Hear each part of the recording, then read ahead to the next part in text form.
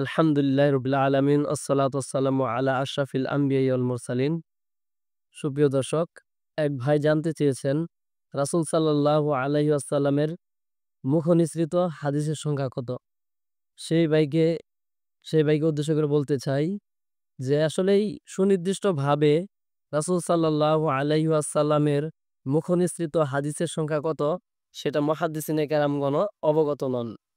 অর্থাৎ নবী করিম সাল্লাল্লাহু আলাইহি ওয়াসাল্লামের মুখনিসৃত হাদিসের সংখ্যাগুলো নিয়ে মতবিরোধ রয়েছে। তো এটি এতটুকু জানাতে চাচ্ছি যে এটা সুনির্দিষ্ট কোনো নাই, সংখ্যা নির্ধারণ করা যায় না। কেননা রাসূল সাল্লাল্লাহু আলাইহি ওয়াসাল্লামের একটি বর্ণনার হাদিস একাধিক সনদে বর্ণিত হয়। যেমন মান কাযাবা আলাইয়া মুতাআম্মিদান ফালইয়াতাবাওয়াহ মাকআদাহু মিনান নার। এটি সহিহ বুখারীর হাদিস। ইমাম আনোয়ার শাহ কাশ্মীরি রহমাতুল্লাহি আলাই ইখফারুল মুলহিদিন নামক কিতাবের ভিতরে উল্লেখ করেছেন, এই হাদিস অসংখ্য সনদে বর্ণিত হয়েছে। এই হাদিসের প্রায় ১০০টি সনদ রয়েছে। তো হাদিসের মতন একটি, হাদিসের মূল ভাষ্য হচ্ছে একটি, কিন্তু এটা অধিক সনদে বর্ণিত হয়েছে, অর্থাৎ মুতাওয়াতির পর্যায়ের সনদ দ্বারা এটা প্রমাণিত। তো মুখনিসৃত বাণী একটি, হাদিসের ভাষ্য হচ্ছে একটি, কিন্তু এটা বহু সনদে বর্ণিত হয়েছে যে মান কাযাবা আলাইয়া মুতাআম্মিদান ফালইয়াতাবাওয়াহ মাকআদাহু মিনান নার। যে ব্যক্তি রাসূল সাল্লাল্লাহু আলাইহি ওয়াসাল্লামের উপর মিথ্যা আরোপ করলো, সে যেন তার ঠিকানা জাহান্নামে নির্ধারণ করে নেয়। তো এটি একটি হাদিস, সহিহ হাদিস। এটি অনেক সনদে বর্ণিত হয়েছে।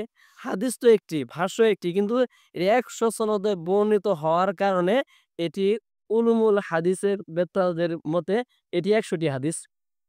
অর্থাৎ সহিহ বুখারীর কিতাবুল ঈমানের ভিতরে এমন কিছু হাদিস রয়েছে যে হাদিস একাধিক সনদে বর্ণিত হয়েছে। একাধিক সনদে বর্ণিত হওয়ার কারণে একটি হাদিস অসংখ্য হাদিসে পরিণত হয়েছে।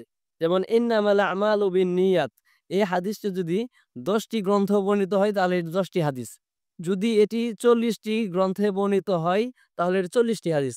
অর্থাৎ উসুলে হাদিসের মূলনীতি হচ্ছে যে একটি হাদিস যদি বহু কিতাবে থাকে, বহু সনদে বর্ণিত হয়, তাহলে এই হাদিসটা বহু হয়ে যাবে, অর্থাৎ অনেক হয়ে যাবে। যদিও হাদিসের ভাষ্য কি একটা, যে ইন্নামাল আমালু বিন্নিয়াত, এটি তো হাদিস একটি, কিন্তু এটা একাধিক সনদে বর্ণিত হওয়ার কারণে এটি একাধিক হাদিস হিসাবে উসুলে হাদিস বেত্তাগণ তারা ধরে থাকেন।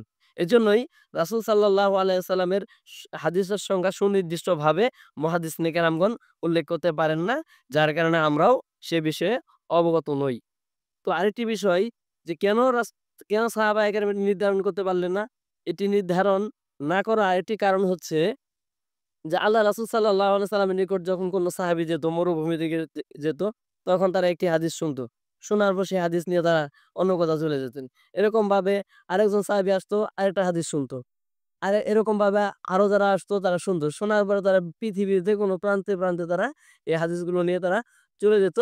তো এই কত সাহাবী তার থেকে কত হাদিস জানলো সেটা অনুমান করা সম্ভব নয়, এবং মুহাদ্দিসিনে কেরামগণ সেটি কি করতে পারেন নাই, একত্র করা তাদের পক্ষে সম্ভব হয় নাই। এজন্যই এটি বলা যাচ্ছে যে সাহাবায়ে কেরাম তারা বিভিন্ন অঞ্চল থেকে আসতো। আসার পর তারা তাদের কাছ থেকে এরকম হাদিস শুনতো। শোনার পর তারা বিভিন্ন অঞ্চলে ছড়িয়ে পড়তো। যার ফলে তাদের নিকট থেকে হাদিসগুলো একত্রিত করে একটি সংখ্যায় যে দাঁড় করানো যায়, সেটা দাঁড় করানো সম্ভব হয়নি।